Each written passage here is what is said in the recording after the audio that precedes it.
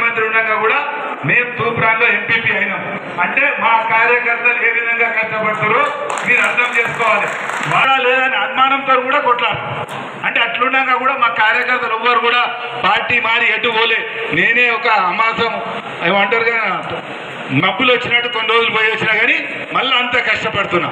ఈ విధంగా పార్టీ ఒక నాయకుడు ఉంటాడు, ఇంత కష్టపడుతుంటే కూడా ఆయన హరీష్ రావు కోవట్, శ్రీకాంత్ రావు మన పిసిసి స్పోక్స్ మ్యాన్ ఉన్నాడు.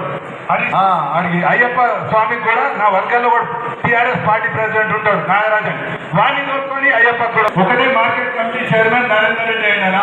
మా దగ్గర 4 మార్కెట్ కమిటీలు ఉన్నాయి, అన్నిటికన్నీ రాసిచ్చినాం, అన్నిటికన్నీ అందరికీ కూడా రాసిచ్చిన. నేనేదో పక్కకు 2 రూపాయలు తీసుకొని రాసియలేదు. ఇక అంతేమో ఈయన లేవుసీను ఉండగానే మండల ప్రెసిడెంట్ ఉండే అంటే మండల ప్రెసిడెంట్ వ్యక్తి ఆయన రాసిన 2 మార్కెట్ కమిటీలు. ఇంకోటేమో తూప్రాన్ భాస్కర్ రెడ్డి అని నేను అటు పోయించిన ఈయననే ఉన్నాడు కాంగ్రెస్ లో, ఈయన రాసిన. ఈ మార్కెట్ కమిటీ చైర్మన్ ఇప్పటికి కూడా ఇస్తలేదు అంటే మీరు అర్థం చేసుకోండి. మేము బాధపడుతున్నాం, పార్టీ రూలింగ్కి వచ్చినా కానీ ఇంత కష్టం చేసినా మమ్మల్ని ఈ విధంగా ఇబ్బంది పెడుతున్నారు. మీరంతా కూడా మన అధినాయకత్వానికి మహేష్ కుమార్ గౌడ్ కానీ రేవంత్ రెడ్డి కానీ చెప్పి మేము ఏ విధంగా కష్టపడుతున్నామని వాళ్ళకి చెప్పాలి. మా మార్కెట్ కమిటీలు అదే టెంపుల్ కమిటీ మా సైడ్, ఇంకోటేమో ఆయన రాలే హరిప్రసాద్ అని పిసిసి ఇలా పనిచేస్తాడు, వాళ్ళ భార్య రాష్ట్రం వాళ్ళ సొంతూరు అని. ఈ విధంగా అందరి సమక్షంలో రాస్తున్నాం. నా మీద పైసలు తీసుకోను లేకపోతే నా ఎంబడి వచ్చిన వాళ్ళని బదనాం చేస్తున్నాడు.